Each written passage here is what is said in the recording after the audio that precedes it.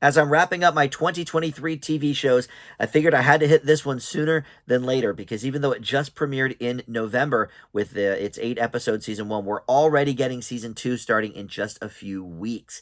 Let's talk Beacon 23.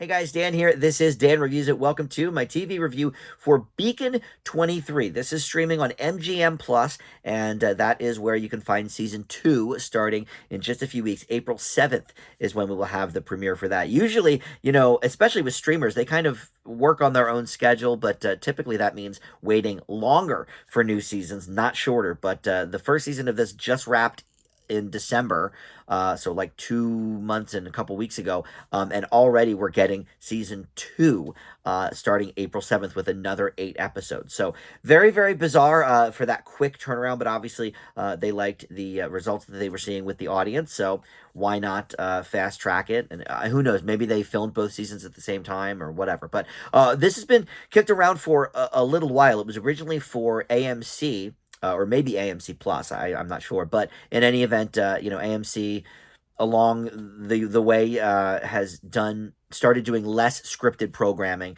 and so for whatever reason, this was kind of lost in the shuffle there, and it ended up at MGM Plus. So that is where you can see it now. And formerly that was Epix. So if you've heard of Epix, now that is MGM Plus. But in any event, this is based on a bunch of short stories. So hopefully there's a lot of places to go with subsequent seasons. But before we get into the show anymore, let me welcome you into Dan Reviews It. Thank you for finding this video. We've got movie and TV reviews here on the channel, and just about every day something new goes up. So there's always a lot to check out. Please consider subscribing, hit that like button down below, comment, all of that stuff, of course, helps the channel out.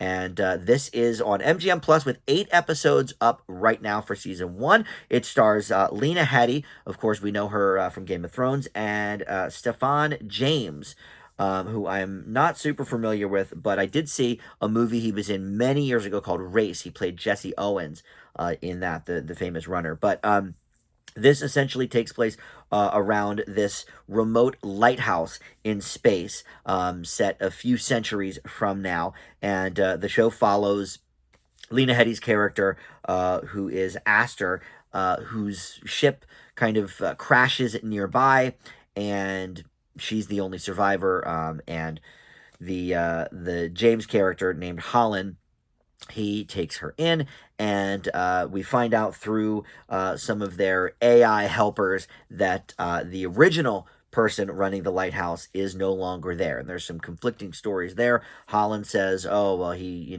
took one of our other vessels and left, but the AI is indicating that no, he was murdered by Holland.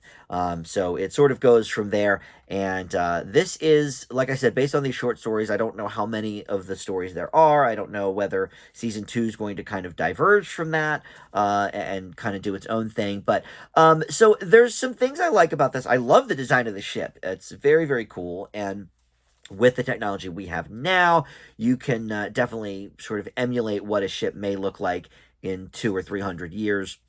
A little bit better than back in the day, like on Star Trek, for example, or even the Jetsons or something. But the AI stuff here is pretty cool with the robot helpers, and then she actually has an AI assistant as well, who is played by Natasha Mumba.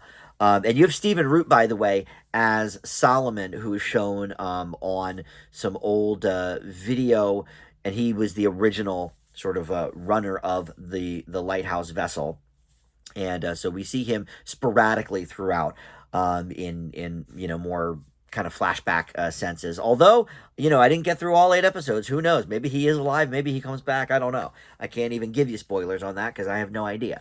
But I did watch the first 3 episodes, and here's my major issue with this show. There is way too much going on. In the second episode, we're introduced to a whole new cast of people from a third ship now that were sent to basically ransack Lena Headey's character ship. But of course, as that ship no longer exists, then they board the Beacon. But It would be like if Lost introduced the tailies in like the second or third episode.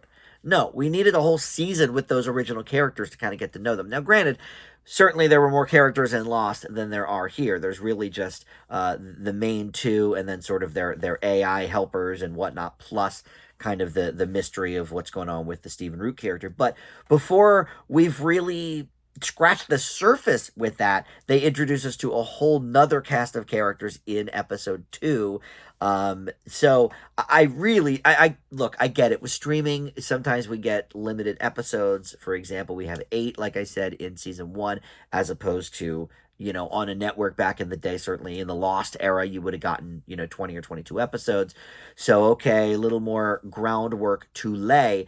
But with that being the case, maybe you don't introduce these other people till later, halfway through the season, or maybe even as a cliffhanger at the end of the first season. What that tells me is they didn't really feel like the two main characters were enough, so let's introduce a bunch of other people into the mix very, very soon before we even learn what's going on with these main characters. And that's a bummer because it just felt like they were trying to do way too much, way too early in the run of the show, especially when you have this 8-episode season 2 that is starting in a few weeks.